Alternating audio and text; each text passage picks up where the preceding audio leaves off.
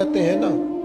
कहते एक दिन मैं जंगल में शिकार करने गया तो कुछ जानवर कम नजर आए। सुबह से लेकर मैं घूमने लगा, असर का वक्त हो गया, कोई शिकार ना मिला। अब मेरे दिल के अंदर ये डर था कि अगर मगरिब मुझे यहीं हो गई तो मुझे कोई दरिंदा कोई जानवर परेशान करेगा। इसी परेशानी के आलम में मैं दाएं बाएं देख रहा था कि हरनी का एक बच्चा मुझे नजर आया। मैंने झट से वो हरनी का बच्चा ही उठा ली कि आज यही शिकार करूंगा। कहते मैंने उसे घोड़े के आगे रखा, अपने आगे गर्दन की जानिब, और मैंने घोड़े की लगामें इस तेजी से घुमाई कि सर पट घोड़ा दौड़ाया ताकि मगरिब से कबल मैं शहर में पहुंच जाऊं, ये जंगल का इलाका गुजर जाए। कहते हैं मैं बड़ी गर्मी थी, बड़ी प्यास लगी, पर पानी ना पिया ना घोड़े को पिलाया। सर पट दौड़ाया इस डर से कि कहीं ऐसा ना हो कि मैं जंगल में मुझे शाम हो जाए। कहते हैं जब मैं शहर से बाहर पहुंच गया तो मगरिब का वक्त भी शुरू हो गया। कहते हैं अभी मैं पहुंचा ही था, मैंने वहां घोड़े को रोका, खुद भी पानी या जानवर को भी पिलाया। कहते हैं जरा मैंने आंख उठा के देखा तो जिस हरनी का मैं बच्चा लाया था वो भी दौड़ती हुई मेरे पीछे आ गई। कहते हैं वो पीछे मेरे खड़ी है, पता नहीं कहां से बेचारी दौड़ी। मेरा तो घोड़ा था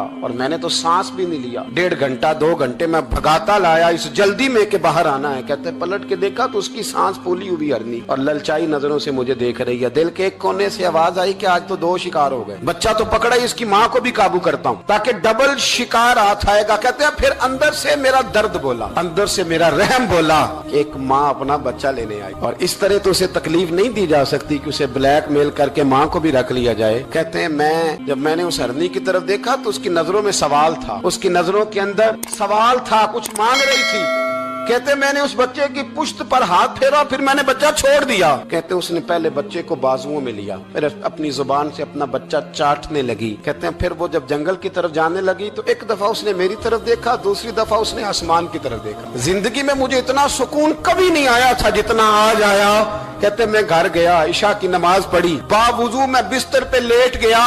लोगों मेरे नसीब देखो, मुझे मदीने वाले महबूब का दीदार नसीब हुआ। रसूल करीम अलैहिस्सलाम मेरी ख्वाब में आए, मैं रोने लगा। घर महक उठा, फूल खिलने लगे, खुशबुएं बिखरने लगी। कहते महबूब करीम तशरीफ लाए और क्या खूबसूरत जुमला है। महबूब फरमाने लगे ओ सुबकुतगीन, अगर तुझे बादशाह बना दिया जाए तो इंसानों के साथ भी इसी तरह रहम करेगा ना जिस तरह आज हरनी के साथ किया है। अगर तुझे बादशाह बनाया जाए तो रवैया यही रखेगा या बदल जाएगा। कहता मैं रो पड़ा। मैंने कहा यार सुल्ला, मैं तो गुलाम बनने के भी काबिल नहीं तो बादशाह कैसे बनूंगा। फरमाया तेरी आज की अदा बड़ी पसंद आई है, अर्श के मालिक ने तुझे बादशाह बनाने का फैसला कर लिया। कहते एक दिन मैं जंगल में